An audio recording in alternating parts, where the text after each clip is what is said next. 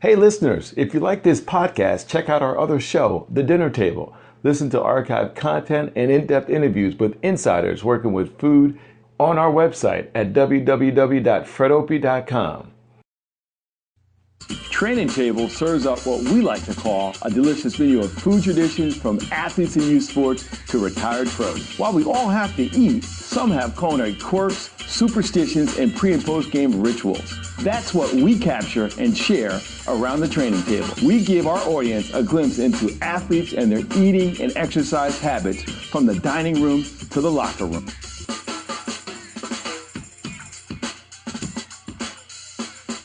Today on the training table, Fred talks to professional lacrosse player Kevin Buchanan of the Boston Cannons. Favorite player when you were growing up? Gary Gate. Why Gary? He was the Michael Jordan of lacrosse the time when I was growing up. I mean, he was revolutionizing the sport, obviously, as you know, and just pushing it to the limit. And fantastic player. Okay. What food or what dish would say this is my family? My family today, I'm going to give you a general category of superfood. Superfood. Superfood. So I think of like goji berry, hemp seeds, chia seeds, all that stuff. So my wife, who's a fantastic cook, is a cancer survivor. Oh. So yeah, she is very in tune to what we eat in our body. She's really embraced the movement, but probably what we've seen over like the last 5 or 6 years of like all the food blogs and people really understanding of what they put in their body. So yeah, superfoods. We eat a lot of superfoods. How about your Baltimore family? What food would define your Baltimore family? Crab cakes. Okay. Yeah, a little bit different there growing up. I think my diet is much different from when I was a child. Food or beverage that defines your town, is that different from your family or still the same thing? Yeah, I would say from my town growing up, big on the seafood. Absolutely, the crab cake mentality. Like I always think of pit beef when I think of home. Very local to what we used to do. Barbecue, when you say pit beef in your town, is it tomato sauce, no sauce? No sauce, no. The conditioning drill that defines your college team, we did suicides at Syracuse, and that defined us. Was there a drill that defined you guys on the field? Yeah, we did this gasser test. That was 20 gassers, and it was you had 17 seconds to go over, and we actually used a football field, right? So it was over the football field and back, 17 seconds you had for the first 10 reps, and you had a 30-second break in between the first 10. And then the next 10, the ladder of the 10, you had 18 seconds, and then you had a 45-second break. You know, the first couple of reps, you're like, oh, this is easy. 5 or 6, you're like, this 30 seconds is really short. And so that definitely defined us. That's pre-game conditioning, or during the whole season you would do those? that was a test that we came in and we did in the fall. It was kind of like a benchmark of allowing the coaches to understand where guys were. And then we always did it when we came back, which was right after Christmas, when we really kicked off. And benchmark. If you passed it and if you made it, you'd be fine. You were basically done. And then if you didn't, you became part of this breakfast club, and you were going to continue to run until you passed it. Oh wow! So yeah, good Buckeye conditioning test there. The food or beverage that defines the Ohio State campus, your campus experience. Ooh, the food or beverage that define Ohio State. That's a tough one. BW3, so Buffalo Wild Wings. That was kind of my first experience. Buffalo Wild Wings. Yeah, they had one of those on campus, and I think it was one of the earlier franchises, and that's what I think of a lot. I always, when I see a Buffalo Wild Wings, I always think back to Ohio State. And that's where it started, right? I think it did start right in that Ohio area. Your college pregame meal. My college pregame meal, we typically had every time we would play, we would have a breakfast before. So college, we have those afternoon games. Typically, we didn't have night games, so we would have breakfast before. What would I be even eating in breakfast? You know, the typical stuff: eggs, potatoes, maybe a little bit of cereal, maybe a little bit of bacon and sausage in there, depending on how much I felt good, and then some type of juice. I need to eat more of this. I need to eat more greens. Can't always have enough greens, whether it be kale, spinach, and anything along that lines. The more greens I eat, the better. I can cook this from scratch. I can't cook anything. Wow. Yeah, no, I'm kidding. My wife left the other day. My wife's a great cook, and she was away the other week, and all I was eating was peanut butter and jelly sandwiches. That was as far as extent. I was like, wow, I didn't realize how lucky I had it. So this would be a good follow-up. Yeah. I wish I could cook this from scratch. Yes. So one of my favorite dishes is Brussels sprouts and then chicken sausage, and then you mix in pecans and crayon raisins in it. So I don't have the touch to do it. It's a pretty simple, basic meal to fix, but I you have to do the Brussels sprouts a certain way. And I like that. Yeah, so I like that. I'm wondering, all the young kids that hear you talk about greens, Brussels sprouts, are going to go, whoa, I got to do that to be good? Yeah, I've come a long way. I'm in the training mode. What do you do differently? Whether it's food or exercise, is there something you do when I'm in training? So I think diet and exercise, obviously that strength and conditioning component go hand in hand, right? It's very difficult to train at a high level when you're not eating very well, especially at my age. My body is not at that point where I can metabolize everything or anything and break it down. So very important that I'm very conscious of what I'm eating, especially prior to training, right? It's very difficult to push yourself to the limit if your digestive system feels like you're going to puke the whole time, right? So making sure that I'm eating something good, whether it be complex carbs or something light in my stomach, that I can push through the workout. I'm very blessed that I have a trainer that I work with in town. His name's Tyler Aiken. He's a dietitian as well, and he's fantastic. And he's a guy that has pushed me to the limit. We work on my different energy systems, work on all different types of movement, strength-based components. You're 29. You're one of the older guys on the Cannons. Tell me about that whole thing that you mentioned earlier, that the younger guys, what they can do versus what you can do, and how you saw things change now that you've gone through the year. You've been in the league how many years now? So this will be my 8th season, and absolutely, when it comes to my first season, I look back in 2008, second, 2009, 2010. I was a young buck then, right? And I could eat anything, I could do anything. My body would just bounce back so well just because I was young. Now, in the grand scheme of things, you're like, wow, you're only really, 6 or 7, 8 years older, but a lot has changed. And like I said earlier, I think that tipping point was probably like my 26 years old in my body, where I started to feel a little bit more sore for longer periods of time after the games. My food played a bigger impact. The way we are structured with the MLL and the NLL, just playing professional lacrosse, we're not full-time. So it's very important. It's a self-maintenance league. And the longevity of me and within the league is very important on how I take care of myself. Do you think you're in better shape now than when you were in college? I think as a whole, yes. I would probably say that.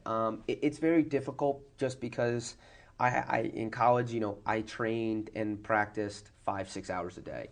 Now I don't do that. If I instilled what I do today as far as my eating habits back in college, I think that would even be higher. You better be a better player, probably? Absolutely, 100%. Yeah, one of the things I wish I had known back then, what I know now type of question. Absolutely. I mean, it's so key. I mean, I had a roommate, his name was Josh Funk, and he was very big into the nutrition part of things. And I learned a lot from him, a ton from him, and I've learned a ton just as I've gotten older and older and just educated myself. But going into college, I still remember as a senior in high school, leaving after my freshman season, I had gained 30 pounds.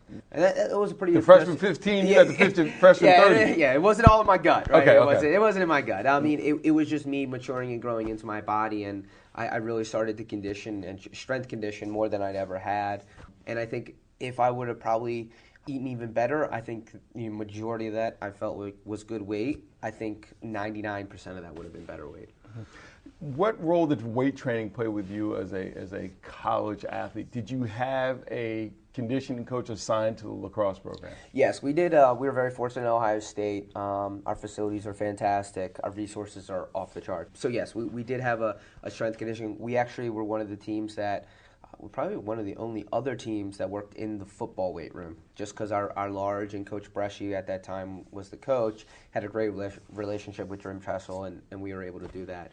We did have our own strength and conditioning coach, and then actually some of the football staff, their strength and conditioning guys would help out as well with us.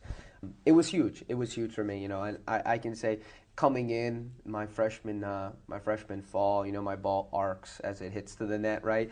And then as I get bigger, faster, and stronger, leaving towards the end of my freshman season, my ball's more kind of on a tight rope. I mean, it's a game changer. It really is. We'll be right back. For more interviews and related content, you can find us on iTunes, Stitcher, and other podcast distributors. Also, check out our website at www.fredopie.com. Ask questions on Facebook at Frederick Douglass Opie and on Twitter at Dr. Fred D. Opie. For information about advertising on the show, please email us at fdopie@gmail.com. That's fdopie@gmail.com. Hey listeners, if you're enjoying this training table interview with Kevin Buchanan, check out the episode featuring his coach at Ohio State, Nick Myers. It's available on the Training Table show page. I mean, it's got to be lobster, Dr. Opie. I mean, there's no doubt. I mean, the ocean, seafood, I love just about all of it. Clams are awesome too, but a nice lobster dinner with steamers, corn, all the trimmings, you can't beat that.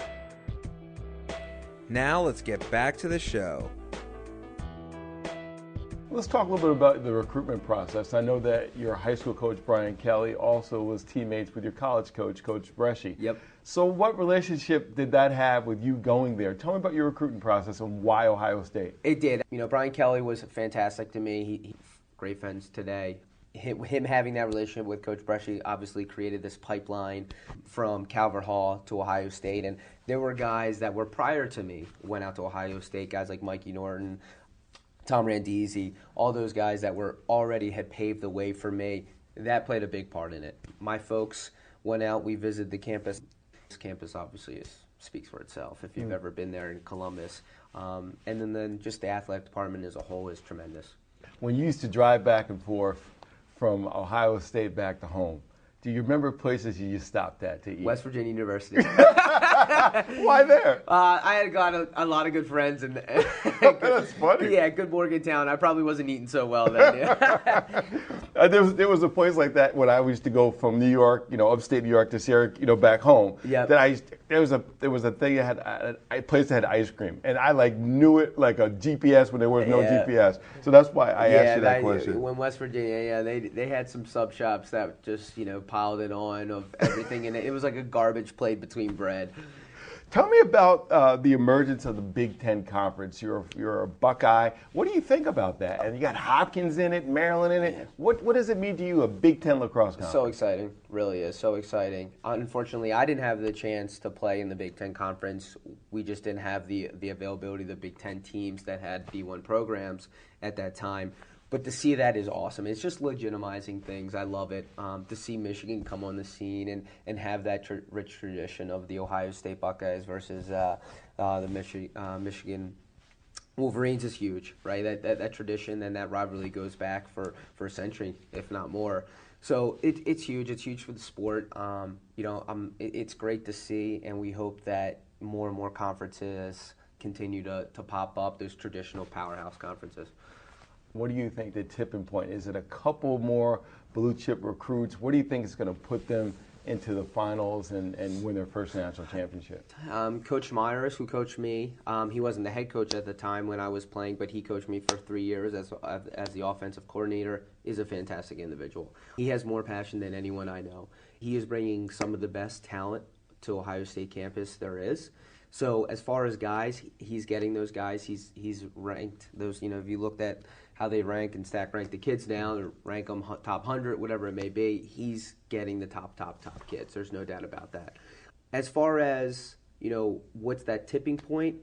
Coach Myers is building his staff. Brad Ross, a guy that I played with here with the Boston Cannons, fantastic individual, just knows a ton about lacrosse and is going to be a tremendous asset for them moving forward.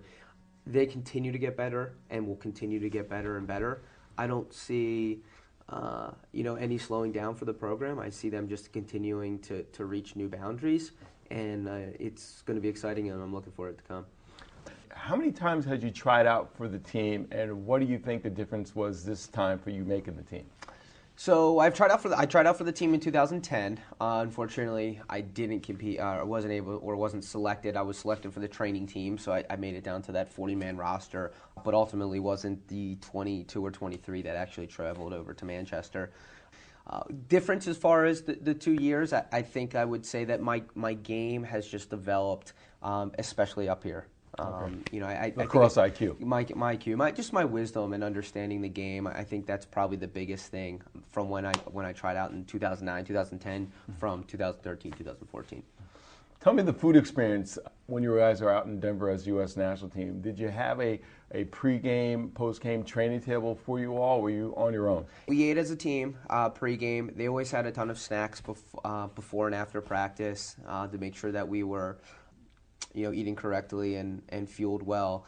Obviously, being in Denver, Mile High, it was kind of like heightening things, I think, just making sure that we were tip-top shape and everyone was feeling good.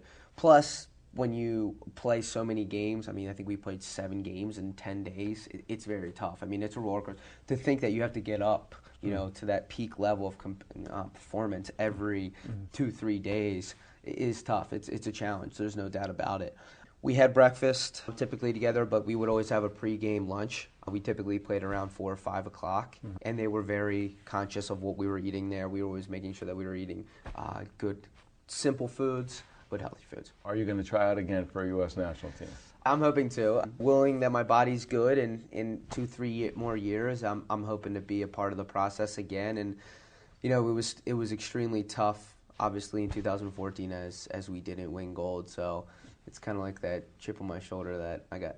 There's still something unleft to accomplish there. So any dreams about that past summer? I still have the dream of playing 2 national championships at Syracuse and losing both. I'm waking up and getting a call from coach, your eligibility's there, and I'm looking around for my gloves. So you're having... It haunts you. It does. It haunts you. And then, when people talk about it, it's almost like I don't want to discuss it.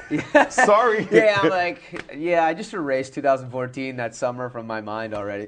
It was just tough. We had put so much effort into it, and we were just so passionate about it. And to come up short, obviously, was nothing short than devastating. What's the difference for you between the indoor and outdoor game, and why do you see, in my own experience, I played both, I was terrible at indoor. Why do some guys make the transition better than others? What do you see about the difference in the game? Yeah, the games are very, very different. Playing both games and being able to have that ability to do so has been fantastic for me. It's helped me develop my game in the outdoor game as well as the indoor game. It makes you think about things and skills that you have from a different mindset. Indoor, I love indoor. It's a lot more physical of a game. There's not as much space. You don't have the ability to run away from someone. Obviously I'm more of a quick type player, but now instead of 10 to 15 yards away or 20 yards away I'm dodging from the cage, now I'm actually dodging at 7 yards away from the cage. So guys are able to pack it in a little bit more. They're a little bit more meatier down there and can just swing away on you. So as far as the physicality of the league, it's extremely physical. But it's been great for me. It's been great. As far as why guys can't, or why some guys transfer in and some guys don't, I think there's probably many variables to it. It also depends a lot on what position you play. I think a lot of Americans come in and then they take on the back end, so whether it be defense or that trainee role, there's not as many offensive guys that have come in. I've been very blessed to be able to pick it up. If you probably look across the league, there's maybe 3 or 4 or 5 Americans maybe that actually play forward. That has a lot to do. I think it's just it's a huge difference between shooting on a 6x6, as you probably know, Fred, right? With a guy that's not suited up at all, and now a guy that's completely padded out, and we've just shrunk the net to a 4x4. So it's very different, and just making sure that angles are different now that you're in a tighter confined spot. The goalie doesn't move as much. There's not as much net. It has a lot to do with language and being able to fake and move the goalie to open those areas to score. What makes you a threat? Is it your shooting? I've seen you do shooting demos. You're a great shooter. But what is it that is the best part or the most pronounced part of your lacrosse IQ, would you say? I think I understand the game very, very well. I think that's what really aids me in the outdoor. Obviously, still being new in the indoor game, I don't understand it as much as the guys that have come up through the ranks, the juniors and the senior leagues, because they've been playing it their whole lives. As far as indoor, I think my quickness, just being able to get to those areas, to the paint, if you will, those high percentage scoring areas, And my ability, my accuracy is pretty good as well in the indoor. You know, I have the ability to shoot pretty far out and hit a small spot. So that's kind of when it comes to the indoor. As far as my outdoor, I think my IQ is very good. I've been blessed to be around such great coaches who have shared that and who've made me who I am today and the wisdom and knowledge that I have today. So I think that is probably my biggest asset when it comes to outdoor. Is it Kevin Hunt's father that coached you offensively? Kevin Huntley, yeah. So Kevin Huntley coached me offensively. Coach Casemeyer, Michael Thomas, Brian Kelly, obviously. You've had some serious coaches around you. Coach Bresci, Nick Myers. You know, my father played lacrosse. I didn't know that. Yeah, he played at UMBC in Baltimore. So, you know, he was big. I mean, we'd get a breakdown of every game for an hour. But me willing, I wanted it, right? I wanted it. It wasn't something that he was pushing on me. He was never like that. He was fantastic. He really understands the game very, very well, and he was able to pass that to me, and continues to do today. Kevin, we appreciate you speaking with us. Thank you. Absolutely, Fred. My pleasure. To check out our podcast archive, suggest show topics, and advertise on the show, and to book me as a guest and or speaker, visit our website, www.fredopie.com. That's www.fredopie.com. For information about advertising on the show, please email us at fdopie@gmail.com. That's fdopie@gmail.com.